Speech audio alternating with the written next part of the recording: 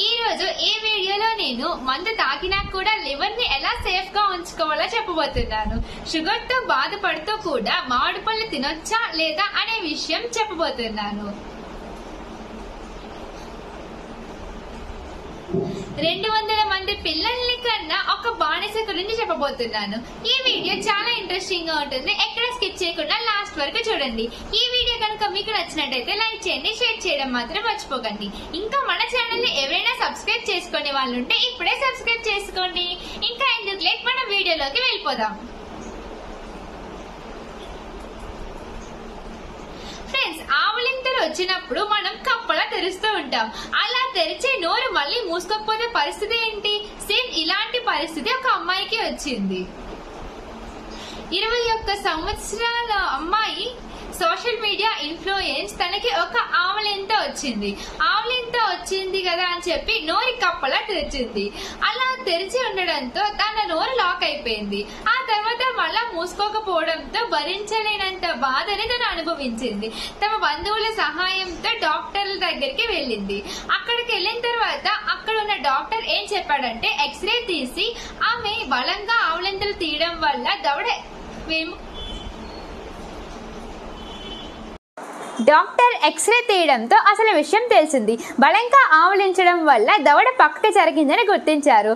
దాంతో ఆమెకు కొన్ని టెస్టులు చేసిన తర్వాత ట్రీట్మెంట్ స్టార్ట్ చేశారు. నొప్పి తగ్గడానికి నోటి వద్ద అనస్థీషియా ఇచ్చారు. దాని తర్వాత దవడలు సరిచేసి తల నుంచి దవడ వరకు బ్యాండేజ్ వేశారు. దీంతో ఆమె దవడ ఎప్పటిలానే నార్మల్ యథాస్థితికి వచ్చింది. ఆవులింతలు వచ్చిందని పెద్దగా నోరు తెరిచేయకండి. మీకు కూడా ఇలాంటి పరిస్థితి రావచ్చు. కాబట్టి ఆవలించేటప్పుడు కొంచెం జాగ్రత్తగా అటు ఇటు చూసుకొని ఆవలించండి. అదృష్టం బాగోకపోతే అరటిపండు తిన్నా సరే పన్ను విరుగుతుందంట. ఈ సామెత కరెక్ట్గా ఆమెకి సెట్ అయింది కదా. ఈ దేశంలో అత్యధికంగా ఉన్న ఎంపీ స్థానంలో ఉన్న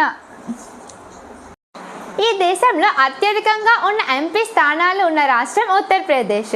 80 మంది పార్లమెంటు సభ్యులు లోక్సభకి పంపిన ఉత్తరప్రదేశ్ రాజకీయంగా అత్యధిక కీలకమైన రాష్ట్రం. అన్ని రాజకీయ పార్టీలను గేమ్ చేంజర్గా మార్చే శక్తి ఈ రాష్ట్రానికి ఉంది. సాధారణంగా దేశంలోని చాలా ప్రాంతాల నుంచి ఢిల్లీ వెళ్ళాలంటే ఉత్తరప్రదేశ్ని దాటుకొని వెళ్లాల్సి ఉంటుంది. రాజకీయంగా కూడా ఈ రాష్ట్రం ఎక్కువ స్థానాలు గెలుచుకున్న పార్టీలకు మాత్రమే ఢిల్లీ సింహాసనం దక్కే అవకాశం ఉంది. అందుకే ఈ రాష్ట్రాన్ని ఢిల్లీ వెళ్ళేటకు దారి అని పిలుస్తారు. మద్యం తాగడం ఆరోగ్యానికి ప్రమాదకరం. ఇది మనల్ని ఎప్పుడూ వింటూనే ఉంటాం, కానీ పట్టించుకోము. అందరూ తాగేస్తూ ఉంటారు. అయితే ఇలాంటి మందు బాబులకు శాస్త్రవేత్తలు ఒక గుడ్ న్యూస్ చెప్పారు. మందు తాగినా సరే లివర్ సేఫ్గా ఎలా ఉంచుకోవాలి అని కొన్ని పరిశోధనలు జరిగాయి.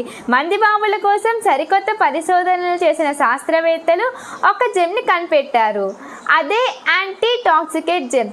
మందు తాగేటప్పుడు లేదా తాగిన తర్వాత కానీ ఈ జెమ్ని వేసుకుంటే మన శరీరంలో లివర్ ఎటువంటి డ్యామేజ్ జరగదు అని చెప్తున్నారు. ఈ జెమ్కి సంబంధించిన విషయాన్ని నేచర్ నానో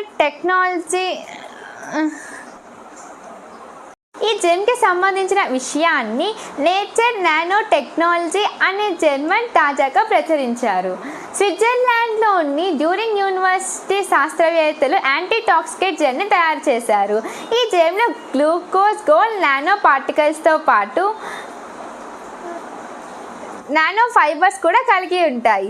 ఈ నానో ఫైబర్స్ను ఐరన్తో కప్పి ఉంటాయి.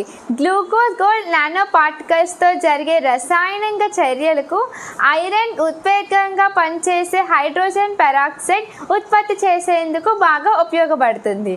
ప్రస్తుతం ఈ యాంటీ టాక్సికేట్ జెమ్ ఎముకలపై పరిశోధనలో మంచి ఫలితాన్ని ఇచ్చిందంట. ఇది రక్తంలో కలిసి ఉన్న నివారణలపై పెద్దగా ప్రభావం పడదని శాస్త్రవేత్తలు చెప్పారు. అంటే లివర్తో పాటు శరీరంలో ఉన్న ముఖ్యమైన అవయవాలు మందు కారణంగా పాడయ్యే అవకాశాలు చాలా తక్కువగా ఉంటాయని పేర్కొన్నారు. ఏదో చెప్తాను. కొన్ని దేవాలయాల్లో దాగి ఉన్న రహస్యాల్ని ఇప్పటికీ కూడా గుర్తించలేకపోతున్నారు. ఆ విధంగా ఎంతో ప్రసిద్ధి చెందిన చారిత్రాత్మక ఆలయాల్లో ఒడిస్సాలోని కోనార్క్ సూర్య భగవానుడి ఆలయం కూడా ఒకటి. పురాతన కాలంలో శాపగ్రస్తుడే పుష్కరోగ బారిన పడ్డ శ్రీకృష్ణుడి కుమారుడు అయిన సాంబుడు కోనార్క్ దేవాలయానికి దగ్గరలో ఉన్న చంద్రమాన తీర్థం దగ్గర కూర్చొని ఆది సూర్య భగవానుని స్మరిస్తూ తపస్సు చేశాడు. ఈ క్రమంలో సాంబుడు చంద్రభాగ తీర్థంలో స్నానం చేస్తుండగా అతనికి సూర్య భగవానుడి విగ్రహం ఒకటి దొరికింది. ఈ విధంగా ఆ విగ్రహం లభించడంతో ఆ విగ్రహాన్ని ప్రస్తుతం ఉన్న కోనార్క్ దేవాలయాల్లో ప్రతిష్ఠించాడు. అయితే ప్రస్తుతం కోనార్క్ ఆలయంలో సాంబుడు ప్రతిష్ఠించిన విగ్రహం ఇప్పటికీ కూడా ఆ ఆలయంలో ప్రతిష్ఠించిన సూర్య భగవానుడి విగ్రహం ఏమైందో ఎవరికీ తెలియని రహస్యంగానే మిగిలిపోయింది. ప్రస్తుతం కోనార్క్లో ఆలయాల్లో ఉన్న అప్పట్లో కోనార్క్ ఆలయాన్ని దాదాపుగా 12,000 మంది శిల్పులు 12 సంవత్సరాలుగా కష్టపడి ఆ ఆలయాన్ని నిర్మించారు. ఈ ఆలయాన్ని సూర్యుడి రథం వలె ఆలయానికి ముందు వైపులా వెనుక వైపులా 12 జతల చక్రాలు చెక్కబడి ఉన్నాయి. అదేవిధంగా వారంలోని 7 రోజులు సూచించే విధంగా ఆలయానికి 7 గుర్రాలు చెక్కబడి ఉన్నాయి. ఈ ఆలయంలో ఉన్న చక్రాలపై సూర్యుని కిరణాలు పడితే దాన్ని బట్టి ఖచ్చితమైన సమయాన్ని వాళ్ళు తెలుసుకుంటారు. ఇప్పటికీ ఆ ఆలయంలో విగ్రహం లేకపోవడం ఒక విశేషం. కానీ రథసప్తమి వేడుకలప్పుడు ఆ ఆలయంలో పెద్ద ఎత్తున ఉత్సవాలు నిర్వహిస్తూ ఉంటారు.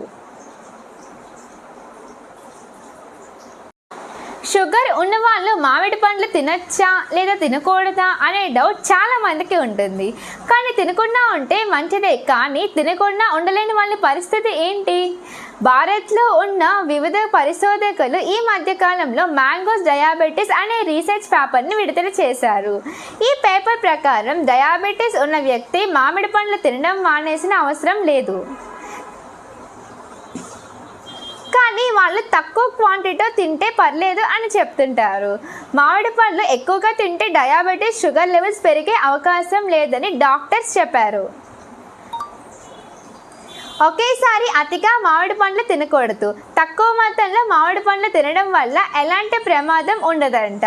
ఒక వ్యక్తి భోజనం చేసిన తర్వాత చక్కెర స్థాయి పెరుగుతూ ఉంటుంది.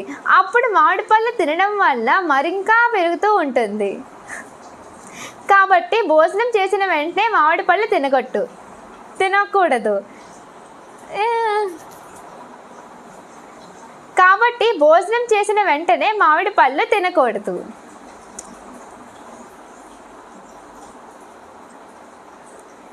స్నాక్స్ సమయంలో మామిడి పళ్ళని ఎక్కువగా తినచ్చు. స్నాక్స్ సమయంలో మామిడి పళ్ళు తినచ్చు. అది కూడా రోజుకి 100 నుంచి 150 గ్రాములు మాత్రమే తినాలి. ఒక వ్యక్తి భోజనం చేసిన తర్వాత రక్తంలో షుగర్ లెవెల్స్ ఎక్కువగా పెరుగుతూ ఉంటాయి.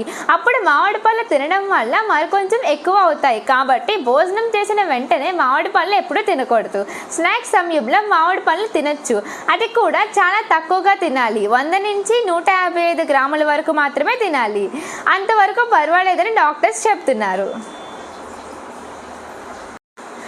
అక్కడ పటాసేక అనే ఒక అతను 7 అడుగుల ఎత్తులో చాలా అందంగా ఉండేవాడు. అతనితో ఉండి పిల్లల్ని కంటే అతనిలాగే చాలా బలవంతంగా ఉంటారని చెప్పి అక్కడ ఉన్న మహిళలకు ఒక ఆలోచన వచ్చింది. అందుకని అక్కడ ఉన్న మహిళలు ప్రతి ఒక్కరూ అతన్ని చాలా ఇష్టపడేవారు. అతనిని పెళ్లి చేసుకోవాలని ఆరాటపడేవారు. అతనితో పాటు పిల్లల్ని కనాలని ఎక్కువగా ఉత్సాహపడేవారు. ఇతనిలాగే బానిసలుగా కాకుండా ఉండాలని కోరుకొని చిన్నపిల్లలకి చదవడం రాయడం ఎలానో, పోరాడి బ్రతకడం ఎలానో నేర్పించాడు. జీవితం చివరి కాలంలో షర్మిల అనే మహిళను వివాహం చేసుకున్నాడు. పటాసేక 130 సంవత్సరాల వయసులో జూన్ 13న 1958న మరణించాడు.